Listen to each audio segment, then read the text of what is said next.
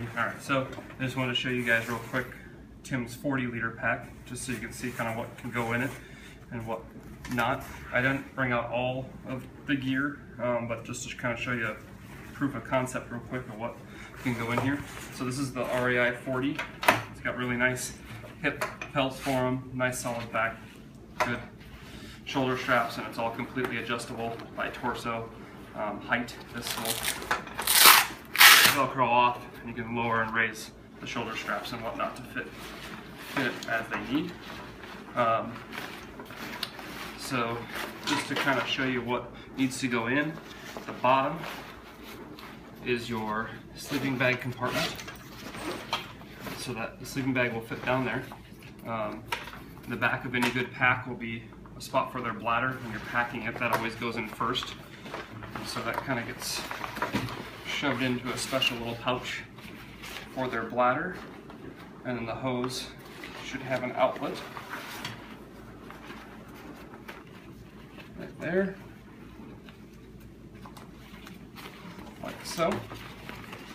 Okay. And then next thing we'll put in is a sleeping bag. You're going to need a mummy-shaped sleeping bag. You don't want a big cotton-filled rectangular one. It will not fit in here. This is a Tim's. I bought actually a women's sized, not a kid sized, so it's a little bigger. Kid sizes you can get a little smaller. And if I wanted to put it in a compression sack, I could get this down even smaller. But just for the time being, here's Tim's sleeping bag. It will fit tight on the bottom.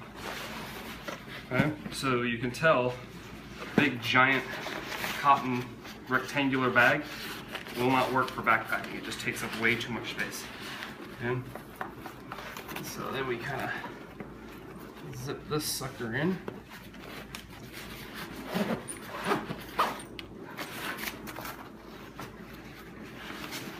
You can see it's for a small kid's pack, it's going to be a tight fit. In an adult pack, this thing fits beautifully. But the smaller kids pack, you kind of got to tuck it around and get it to fit.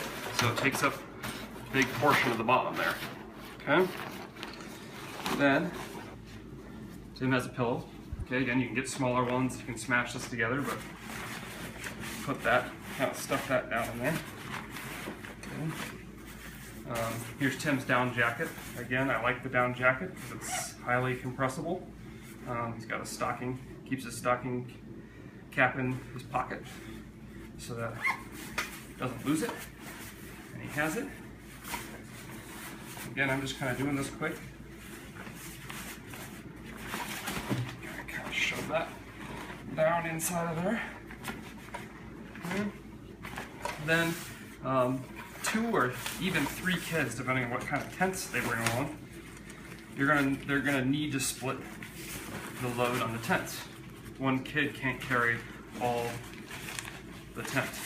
Okay, so one person's gonna need to carry the footprint. And you got 3 basic parts: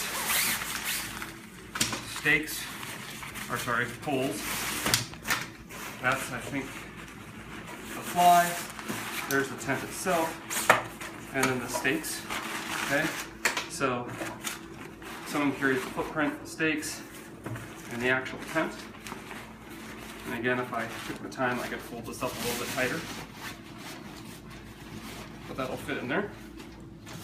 The stakes I don't put in the bag. I put them in one of my side pockets, and then use this side strap to hold them down. And the other person that you're sharing the tent with can carry the rainfly, and so you can share the load there. All right. Then you got up here, you can kind of look. This still puffs up. I still got plenty of room for clothes and food. Okay, and so everything that he needs in terms of his mess kit is inside of here. He's got his gas for the jet. I like the Jetboil. He's got his gas in here.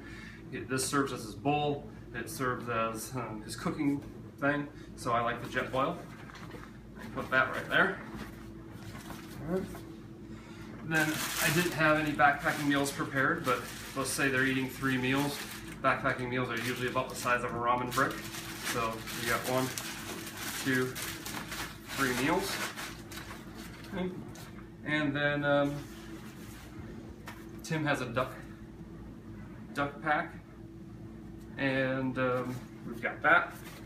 And then again, there's still plenty of room in here for kids size, you know, t-shirt, shorts, a couple pairs of shorts, a couple t-shirts. That's at the most you need. You don't need to carry more than that one day. They don't really need to change clothes. And so that's, and then this all cinches up nice and neat, so there's still plenty of room in there for that. Then all their other stuff that they need, their 10 essentials are typically small things.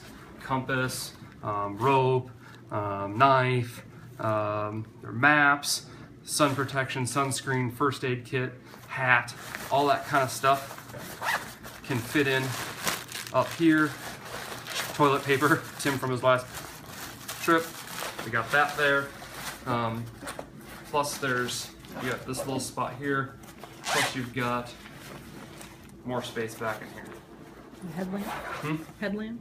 Oh, headlamp, yeah, light, all that kind of stuff. So plenty of room for all of that. This little thing flips up. Then you have room in front here to attach, or for any other items, a book, whatnot. So that, oops, this strap kind of goes over top. Cinch everything down. And this can come up over, and this holds everything down. Now there's two theories as to where they put their sleeping pad, which is this item here. Okay, one place that a lot of people like to put it, because it's up here, and then they just fold this thing over top, and then this will hold it down. So that is one extremely popular way to do it. Okay, and the advantages this has over the other advantage is it's a little more protected up here, but then it also shifts the weight up higher, which increases your center of gravity. So the other way to do it, which puts it at a little more risk for damage, is to put it underneath the pack. Again, I'm gonna take a little more time to compress the air out of it, but just for the sake of time, it can fit right here underneath those straps. And again, if they fall or if they scrape on rocks or whatnot, when they set their pack down, this is much more exposed, and so they got to be a little more careful. But I like it down there because it keeps more weight on my hips farther down, and the kids tend to appreciate that as well. So then we can tighten all this stuff down,